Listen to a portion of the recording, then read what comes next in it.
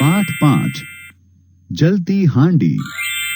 आप जानते ही हैं, कोई स्वस्थ है या अस्वस्थ, यह जानने का सरल उपाय है थर्मामीटर से उसके शरीर का तापमान मापना।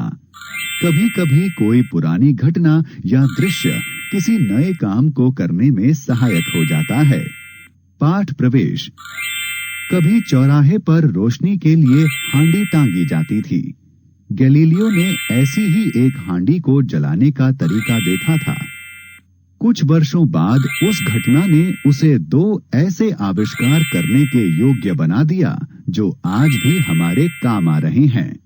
उनमें से एक है घड़ी का पेंडुलम और दूसरा है नाड़ी देखकर किसी के स्वास्थ्य की दशा जान लेना। इटली के पीसा नगर का गिरजाघर। शाम हो रही थी। एक बालक गिरजाघर के बाहर सीढ़ियों पर बैठा किसी का इंतजार कर रहा था। सामने सड़क पर लोग आ जा रहे थे। बालक ने देखा कि एक आदमी नीले रंग के कपड़े पहने हाथों में तेल का पीपा लिए आया। वह सामने लगे लैंप पोस्ट के पास रुका। लैंप पोस्ट के ऊपर लटक रही हांडी को उसने खंभे से बंधी रस्सी के सहारे नीचे उतारा। हांडी के अंदर रखे लैंप को निकाला। उसमें तेल भरा, उसे जलाकर हांडी में रखा और हांडी का ढक्कन बंद करके रस्सी खींची। हांडी फिर से लैंप पोस्ट के ऊपर लटकने लगी।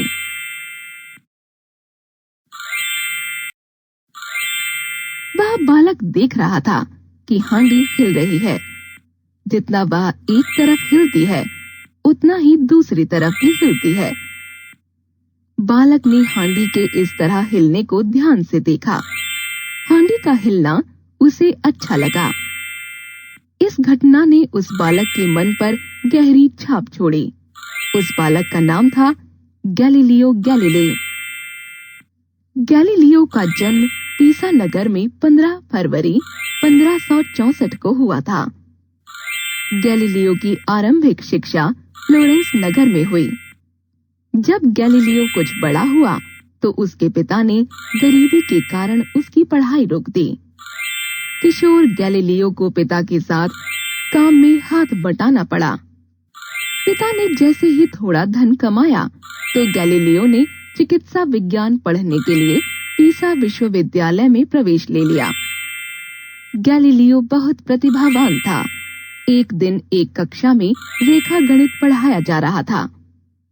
गैलीलियो उस कक्षा में जाकर बैठ गया और उसने रेखा गणित की पढ़ाई देखी। उसे यह विषय बड़ा ही रोचक लगा।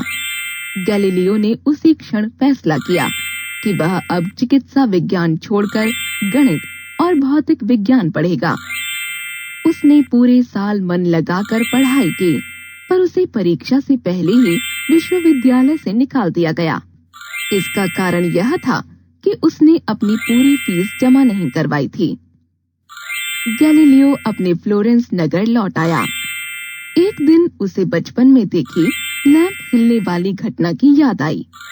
उसने सोचा कि लैंप की हांडी के उस तरह हिलने का कोई न कोई वैज्ञानिक कारण जरूर होगा। उस कारण को तलाशते हुए गैलीलियो ने एक नई खोज की। इससे गैलीलियो को पूरे इटली में बड़ी ख्याति मिली। अपनी इस खोज में गैलीलियो ने 2 बातें सिद्ध की थीं। पहली यह कि यदि घड़ी में कोई चीज लटकाई जाए, पेंडुलम, तो वह भी इसी तरह घड़ी की टिक टिक के साथ हिलती रहेगी। जब पेंडुलम की गति धीमी होने लगे तो समझ लो वह रुकने वाला है।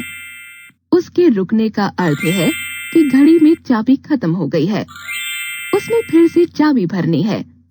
दूसरी बात यह सिद्ध की कि घड़ी की टिक टिक और नाड़ी की गति एक समान होती है।